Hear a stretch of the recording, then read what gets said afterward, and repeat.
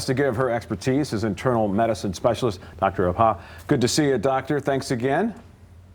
Good morning.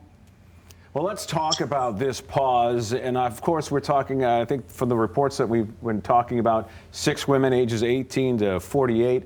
But there's been also 7 million doses of this giving out. Isn't that a small number, but certainly something to be concerned about? Absolutely. Good morning, Mike and Deanna.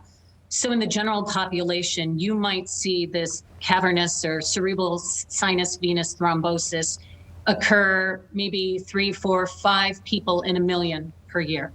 We're now seeing 6 cases in 6.85 million doses administered of this vaccine. So that is roughly 1 in a million or less. So yes, the incidence of this reported possible side effect or adverse effect is very, very small.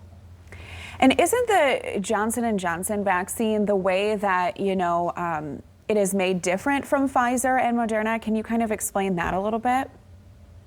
Absolutely, Deanna. So we know that Pfizer and Moderna, both of which were approved early on in December, utilize mRNA and a lipid particle or a fatty particle surrounding it. The deployment of these other vaccines, the AstraZeneca, which is not yet approved here, as well as the Johnson & Johnson, use more traditional DNA technology and the use of a deactivated adenovirus vector. What does that mean? There has to be a means by which a vaccine is deployed in the body. And in the case of Johnson & Johnson and AstraZeneca, it utilizes an inactivated cold virus, which cannot replicate in the body, and the adenovirus itself cannot make you sick. The reason I draw on AstraZeneca is because, as many people know, in Europe, there was a similar pause implemented to study about less than a dozen patients who were experiencing thrombotic or clotting events, as we are now seeing with the Johnson & Johnson vaccine in 6 women. And doctor, obviously pulling the Johnson & Johnson vaccine off the market, obviously people are going to start to think, well, there's less vaccine available because there's only 2 now as opposed to the 3. Is that a concern for people?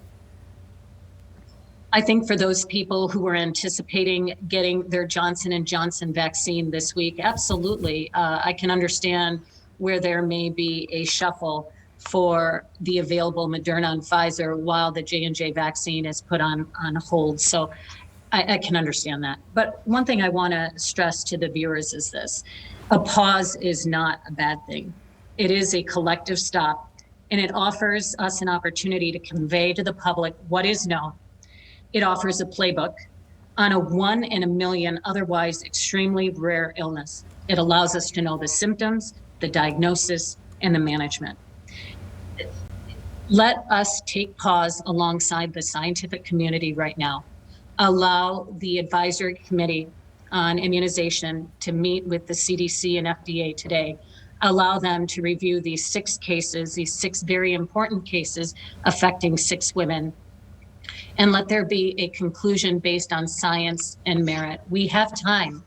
And while we're rushing to get 200 million Americans vaccinated in the first 100 days, imagine this: we are still on pace. We have 2 other vaccines still being rolled out and delivered.